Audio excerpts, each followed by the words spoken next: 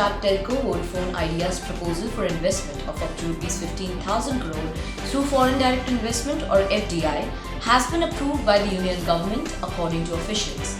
A top government group comprising of representatives from the Ministries of Home Affairs, External Affairs, Finance and Commerce and Industry took the decision. The nod, which is an enabling provision, would help the financially stressed company raise funds to pay up some of its dues linked to adjusted gross revenue or AGR, reduce debts and use the money for operational expenses. This comes after a time when the company has approached the government seeking relief in payment of certain dues. An official of the Department of Telecom or DoT said it's a move indicating that the government does not want Vodafone Idea to go under. Vodafone Idea shares ended the day 2.8% higher at Rs 9.25 on BSE.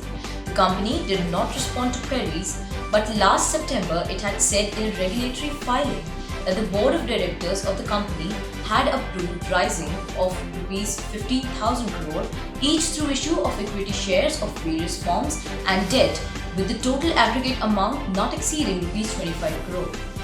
Stuck with debt amounting to Rs 1.8 trillion, including deferred spectrum payment obligations of Rs 96,270 crore, AGR liability of 60,960 crore, and loans of Rs 23,080 crore as on March 31, 2021. Vodafone Idea had recently asked the government for a one-year moratorium to clear spectrum installment of over 8,200 crore rupees payable in April 2022. During a hearing in the Supreme Court, it cited the steep AGR payout and accumulating dues for its inability to make the payment.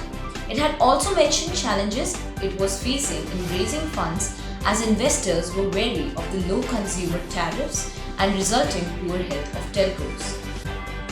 The company was arguing its case in the court that the AGR dues calculated by the DoT were much higher than what they should have been. British telecom major Vodafone has been in the midst of a tax dispute with the Indian government for long. This dates back to Vodafone buying Hutchison Whampoa's controlling stake in Hutchison SR for $11 billion in 2007 and the Income Tax Department serving a notice on the UK telco for failure to deduct a withholding tax. A retrospective tax of Rs 22,100 crore was imposed on Vodafone plc. Last September, Vodafone won the arbitration at The Hague, with the tribunal ruling that India's imposition of the tax liability was a breach of the India-Netherlands bilateral investment treaty. Earlier this year, Vodafone Idea cut down its net loss by 39.5% year-on-year in the fourth quarter or FY21 to Rs 7,022 crore on the back of lower operating and exceptional expenses. In the same quarter of the previous year, it had posted a net loss of Rs 11,643 crore. The Supreme Court had last September allowed telcos 10 years for staggered payment of the AGR money while reaffirming the dues raised by DoT.